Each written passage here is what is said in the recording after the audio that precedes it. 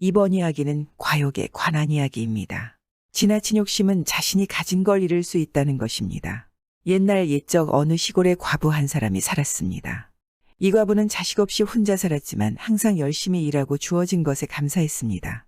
비록 가진 것이라고는 조그만 밭 정도였지만 인정이 많아 밭에 나온 것들을 이웃들에게 나누어 주었습니다.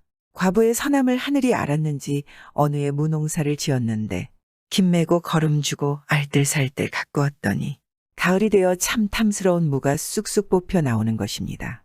그런데 그 중에 한 놈은 어찌나 큰지 어린아이 몸뚱이만한 것이 뽑혀 나오더란 말입니다. 이 과부가 그 큰 무를 자기가 먹기 아까워서 고을원님에게 가져가기로 했습니다. 그 고을원님은 어질고 사리에 밝아서 백성들 세금도 감해주고 송사도 바르게 보아 칭송이 자자한 것입니다.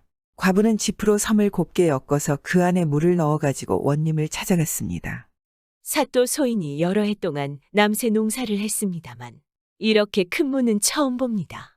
농사가 잘 된 것도 다 사또께서 어질게 고을을 다스려 주신 덕택이니 이것을 사또께 바치겠습니다. 부디 받아서 좋은 데 써주십시오. 사또가 안하게 착한 마음에 입이 닳도록 칭찬을 하고 나서 호방을 부르더니 이 귀한 선물을 받고 그냥 보낼 수는 없느니라. 요새 들어온 물건 중에 줄 만한 것이 있겠느냐 하고 묻는 것입니다. 호방이 말하기를 다른 것은 없고 송아지 한 마리가 있다고 하니 원님이 그럼 그걸 내주라고 이러는 것입니다. 과부는 무 하나 바치고 송아지 한 마리를 얻었으니 횡재를 한 셈이지 않겠습니까? 그런데 한 동네에 사는 욕심쟁이 과부가 그 소문을 들으니 은근히 셈이 난단 말입니다. 그럴 줄 알았으면 자기가 먼저 물을 갖다 바치는 건데 한 번 갖다 바친 물을 또 가지고 갈 수야 없지 않겠습니까? 어떻게 하면 자기도 횡재를 할까 궁리하다 보니 좋은 생각이 떠올랐습니다. 옳거니 뭐 하나 갖다 바치고 송아지 한 마리 얻었다 하니 송아지를 갖다 바치면 더 큰 걸 얻겠지. 모르긴 몰라도 논두어 맞이기야 못 얻으려고. 이런 생각으로 자기가 먹이던 송아지를 끌고 원님을 찾아갔습니다. 사또 소인이 여러 해 동안 소를 먹여왔습니다만 이렇게 살찐 송아지는 처음 봅니다. 이렇게 송아지를 잘 먹인 것도 다 사또 덕택이라 이것을 사또께 바치려고 가져왔습니다. 사또가 이번에도 침이 마르도록 칭찬을 하고 나서 호방을 불러 묻지 않겠습니까?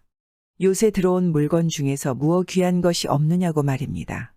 욕심쟁이는 속으로 이제야 횡재를 하는구나 하고 좋아하지 않겠습니까?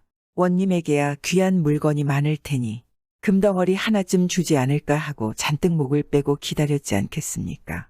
그런데 호방이 하는 말이 귀한 물건이라면 며칠 전에 들어온 큰 무가 있습니다. 하지 뭡니까?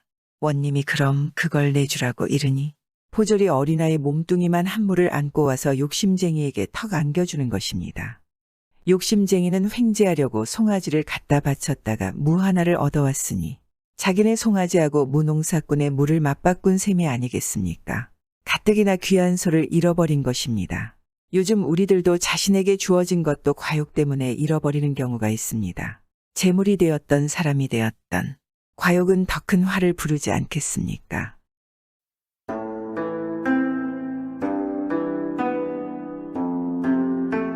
옛날 옛적에 어떤 양반집 아들이 장성하여 장가들 나이가 됐습니다.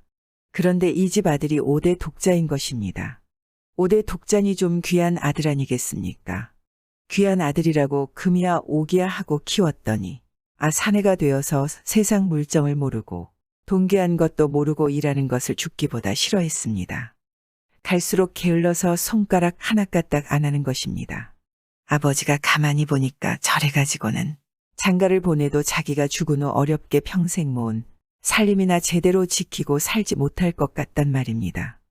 그래서 며느리를 아주 똑똑하고 당찬 사람으로 구해야 되겠다 이렇게 생각했습니다. 그래야 아들 녀석도 살림 지키고 사는 법을 배울 테니깐 말입니다. 그래서 며느리감을 구하노라고 동네방네 소문을 냈습니다.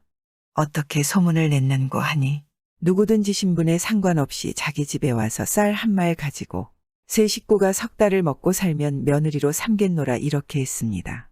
그러니까 남자 종하고 여자 종을 하나씩 달리고 쌀 한 말을 주면 그것으로 세 식구가 석 달을 먹고 살라는 것입니다. 그렇게 소문을 내놓으니 여기저기서 한다 하는 양반집 처녀들이 며느리 되겠다고 왔습니다. 양반집이고 살림도 넉넉하고 하니 혼처야 그만한 데가 없지 않겠습니까? 그래서 많이들 왔는데 처녀가 오면 남자 종과 여자 종을 하나씩 딸려서 따로 거처를 마련해주고 쌀 한 말 갖다 놓고는 그만인 것입니다. 그걸로 석 달을 버텨보란 말 아니겠습니까? 그런데 오는 처녀마다 석 달은커녕 한 달을 채 못 넘기는 것입니다.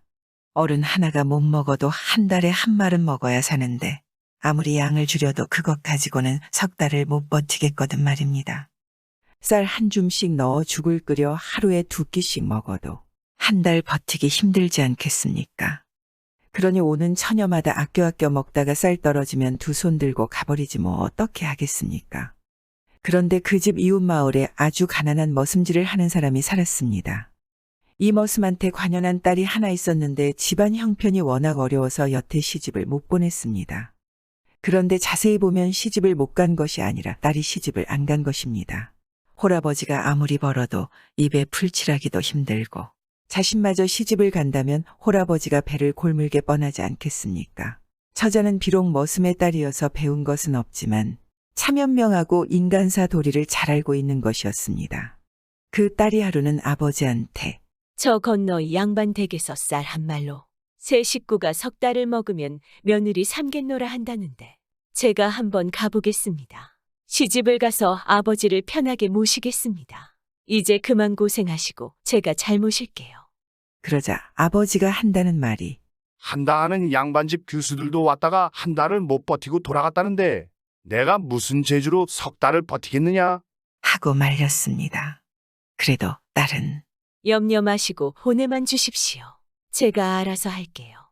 그래서 보내줬습니다. 이 처녀가 양반 집에 가니까 참종 내외를 딸려서 쌀을 딱 한 말 주고는 그만인 것입니다. 그런데 다른 사람 같으면 쌀을 한 홉씩 두 홉씩 내다가 죽을 순다 어쩐다 수선을 피울 텐데 이 처녀는 무슨 생각이 있는지 첫날부터 쌀 한 대를 뚝딱 퍼서 밥을 푸지게 지어놓고 먹자고 하는 것입니다.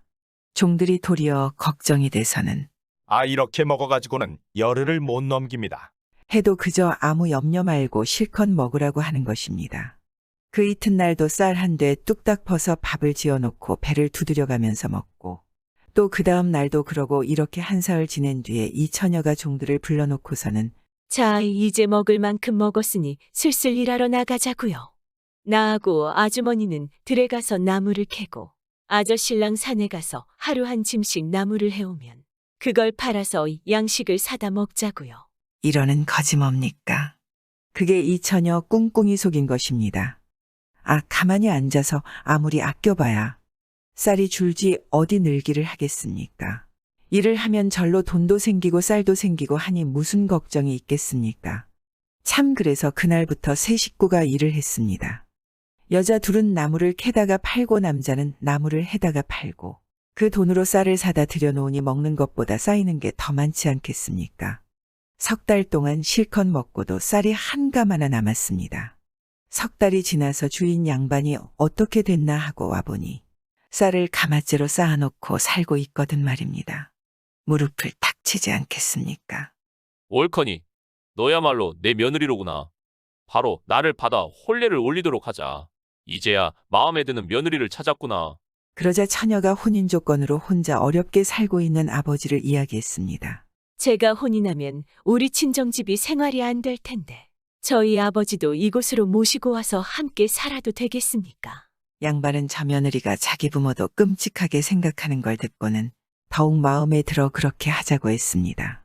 이렇게 해서 처녀는 양반집 며느리가 되었는데 그 뒤로 자기도 억척같이 일하고 제 남편도 일을 고되게 시켜서 아주 듬직한 사내로 만들어놨습니다. 양반은 며느리한테 극진한 대우를 잘 받다가 편하게 눈을 감고 저 세상으로 갔습니다. 며느리의 아버지도 말년에 만난 것만 먹고 좋은 옷만 입으며 호강했습니다. 남정내고 아낙내고 간에 일 안 고서야 사람 구실을 할 수 있다는 이야기입니다. 요즘 부모 덕에 호의호식하는 아들, 딸들이 종종 있습니다. 일은 안 하고 그저 주는 것만 받는 아들, 딸 말입니다. 부모들이 사랑으로 곱게 키운 게 되려 자식들에게 독으로 돌아올 수 있습니다. 내 자식들을 한번 돌아봐야 할 것입니다. 내가 독을 주고 있는 건지 사랑을 주고 있는 건지 그 독은 공짜입니다.